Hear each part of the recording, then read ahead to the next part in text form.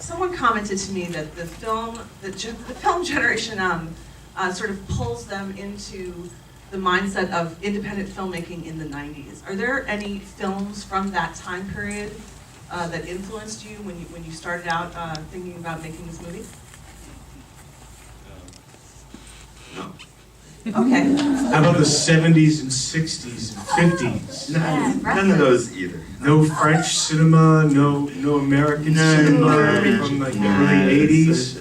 Honestly, no. This is just sui generis, you just made it up. Absolutely, 100%. Besides being an enfant terrible. Yeah. How about some films from the future? Future. Nah, there were a couple films. There were.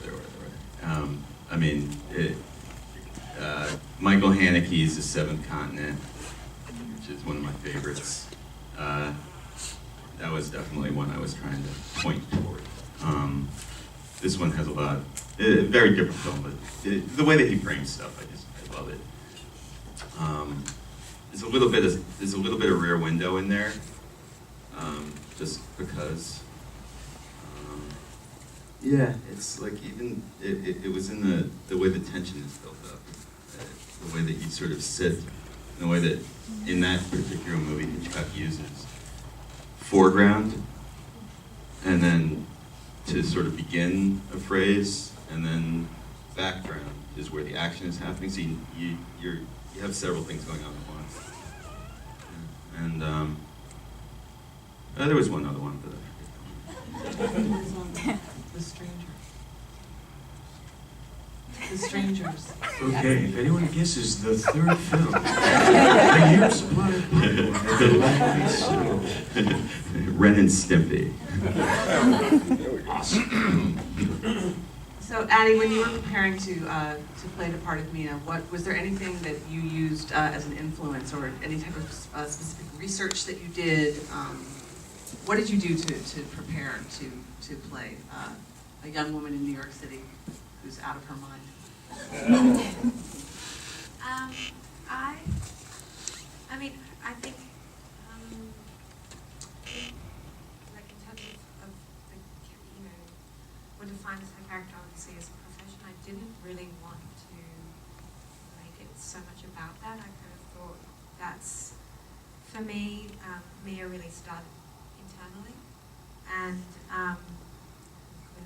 but yeah, I mean, just the pain that she's dealing with. So that's kind of what I created a whole backstory. I wrote like a journal for her. I used a lot of Pablo Neruda's poetry to kind of shed light on what those emotions might be. And I mean, yeah. He wrote poems on the wall. Yeah. Don't ask me that question. Okay. Keanu, tell us a little bit about John's relationship with his cat. Okay, ask me the other question. No, the script was really, I mean, obviously was the thing. It's something, there was John's cat. Well, there was a song, there was lyrics That for song, the song. man. There was lyrics, but there was no melody. So I had to come up with the melody. You drove me mad.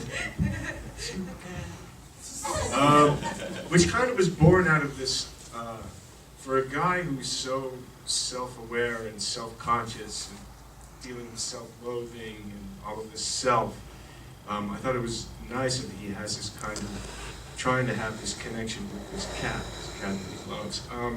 In terms of, how did he find the cat? Where did the cat come from? It was a stray, it came in the window, it hangs out, I thought I could love it. I sing it this song, I put it on the ground, and it runs away. I mean, it doesn't even want the food I serve it. And it falls in love with my cousin, and, I sing it the song, and it's kind of very generation up. Actually, that's a great way to open it up to questions from the audience. So let's go to the Q part of the Q&A. Right back there. I have two questions for Keanu. What do you think the camera means to John? Great And what's the question. importance of that kind of? Opportunity. Yeah, it's an opportunity. I mean, on backstory-wise, Mark was speaking about, that John had this aesthetic, that maybe there was some moment in his past where he was going to do something, but it didn't quite work out. So I think John has an aesthetics interest, and I thought for that moment, he's, the scene before, he's like, where's the clarity? And we see him almost becoming vulnerable, telling a bit of his biography, and then he sees this, these people, cowboy balloon, something happening, and I think he's looking for something in the day to break out in the day, and so he sees the camera and its opportunity. And you're both speaking about something for John, which is the sense of play. He goes into the park and starts to film. And Mark's intention with that was that we get to know John through what he films, what he looks at. Questions? Hello? But that's just the beginning of the story. Then it changes. Then there's all other sorts of shenanigans. But that's long. I'm sorry, miss. I really enjoyed the film. Also, this is questions from personal time in. I really liked the flow of the dialogue and so natural and organic. And particularly like the smaller scenes between Daniel and Scott. What was the thought process versus how close you stick to the script versus what you improvise? Except for the last scene during the credits, I don't believe I had any improvised lines. Mark? No, and if you did, I'd probably cut them out. You No. keep asking this, asking whether or not, I'm not sure how I feel about that, actually. I mean, it's a funny thing to get to the end of a movie, and